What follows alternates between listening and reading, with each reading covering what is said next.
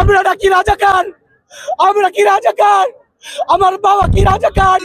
আপনার হত্যার বিচার হবে এই বাংলার মাটিতে, স্টুডেন্ট হত্যার বিচার হবে এই বাংলার মাটিতে, বোনের হত্যার বিচার হবে এই বাংলার মাটিতে, মায়ের হত্যার বিচার হবে এই বাংলার মাটিতে, আলেম হত্যার বিচার হবে এই বাংলার মাটিতে, ভাইয়ের হত্যার বিচার হবে এই বাংলার মাটিতে, দুর্নীতি হত্যার বিচার হবে এই বাংলার মাটিতে, চুরের অবশ্যই বিচার হবে এই বাংলার মাটিতে।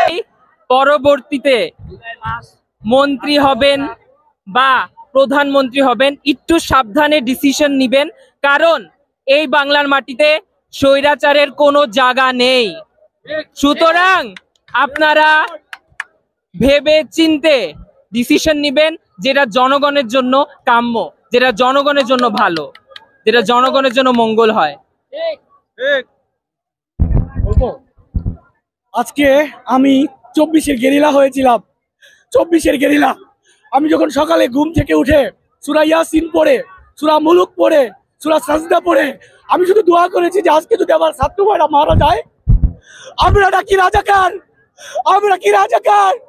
আমার বাবা কি রাজাকার? আমার বাবা একজন মুজিব ভক্ত ছিলেন। তিনি আমাকে 2008 সালে ক্ষমতায় বসানোর জন্য বলেছিলেন, কিন্তু আমার বাবা মারা যায়। আমার ছোট্ট একটা ভাগ্নি আজকে 20 দিন থেকে কাঁদছে, বড় মামা তোমাকে পুলিশ গুলি করে মেরে ফেলবে, বড় মামা তোমাকে এই পুলিশ, তোমাকে আমরা লাশও খুঁজে পাবো না। এভাবে কাঁদছে। সে মানসিক যন্ত্রণায় পড়ে গেছে। কার জন্য পড়েছে? এই খুনি ফ্যাসিস্ট হাসিনার জন্য। আজকে যখন মসজিদে নামাজে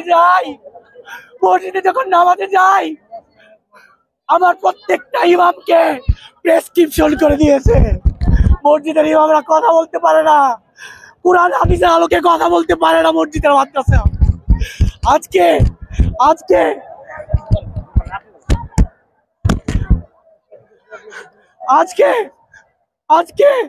আপনার কে মেরে ফেলা হয়েছে। আজকে কি করা হয়েছে এই দেশে? আজকে তো সেই দিন, আজ আনন্দ করব, গাইবো, এসো চুল খুলে পথে নামি, এসো উল্লাস করি। দুঃখিনী দুঃখ করো না,